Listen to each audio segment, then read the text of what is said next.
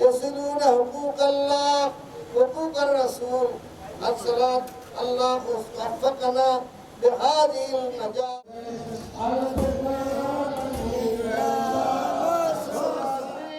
জীবনে ক্ষমা কর মাবুদ মাওলা নির্গুণে। চোখের পানে সৈরি বলেন তুমি ক্ষমা না করিলে যাইব কোথায়। ক্ষমা কর মাবুদ মাওলা দয়াল নবীর উসিলায়।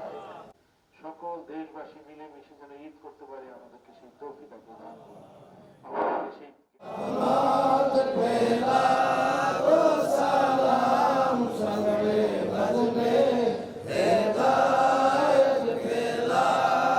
হায়াত দারাজ করেন, দিনের খাদিম হিসেবে কবুল করেন।